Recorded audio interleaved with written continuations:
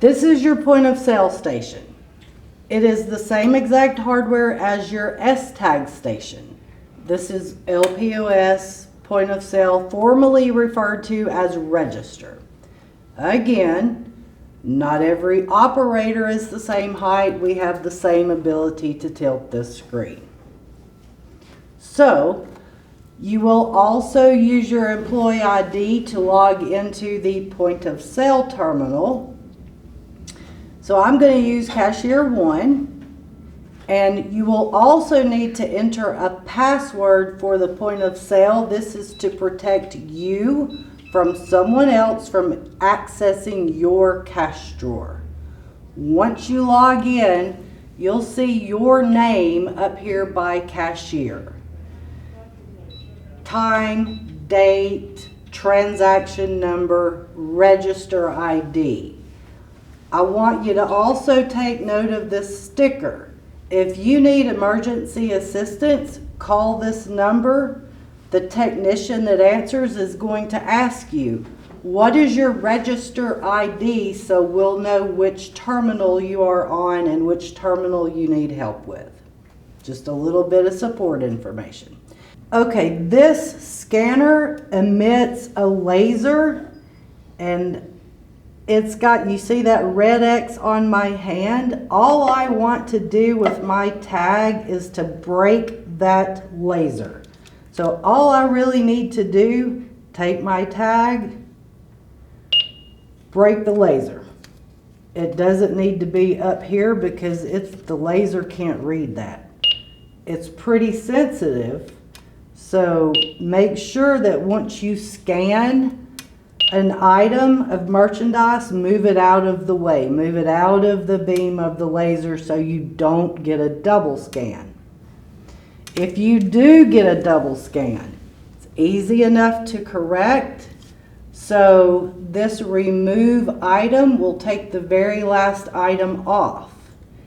If I wanted to remove something I have previously rang up and the customer says, I don't want that, you can touch it, or they don't want that one. Touch the item that they don't want. Remove item. Simple sale, let's just go through finalization. So I'm going to press subtotal.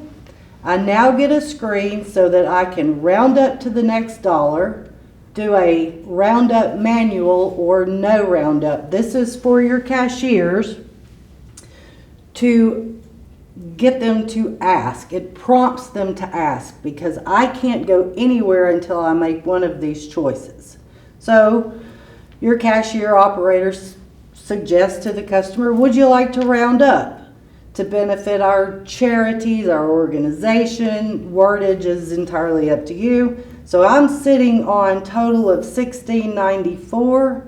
If I round up to the next dollar, it takes me to $17. If the customer gives me a $20 bill, these buttons in orange are quick pay keys.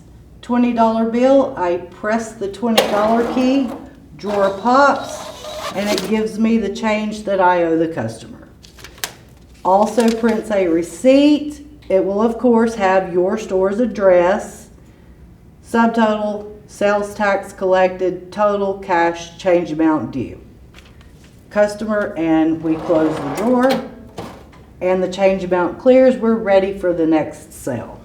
So let's say I've got this tag, and somebody forgot to check, and this barcode has lines through it. Oh no, because we didn't check our printers. So it is a men's shirt. It's for $7.99. 7.99. I use the decimal because it's easier for me to visually see that is $7.99. And then I'm going to choose men's. Whoops, but I waited too late. So $7.99 men's. I can manually ring these tags up. We want to scan everything because when I do this, this tag doesn't know it's been removed from the system. So do your best to scan everything. You can, if you are instructed to do so, key key in the barcode to achieve the same results as scanning. So I could key in this entire number, which I'm not going to do, but you can, and it will remove this item from the system. Other things you can do, let's scan a few more items. You're familiar with the scanner, so just remember to break that laser. And let's say the customer has decided, you know what, I've left my money at home. I don't have it. Sorry, I'll come back later. You're going to press cancel sale. That removes the entire transaction and you're ready for the next. If it concerns you that this is still sitting here, tap clear twice and it will clear off. So let's go back to our roundup screen. I have a few items here. I'm going to subtotal, and this time my total is $25.41. The customer says, you know what, I'm feeling really generous today. I would like to give you $30 and I don't want any change back. I want the rest to go to roundup. So I will enter that $30. If I make a mistake, hit clear, 30.00, and the roundup manual button. What that will do for you is calculate of that $30 that he's giving us less the transaction total, how much will it take how much is he or she going to round up for the donation. So it's $30. I'm at cash. If I press cash, and this holds true for the departments, any key you press and you get a prompt to enter the amount, you're going to then enter the amount followed by enter. We get our receipt.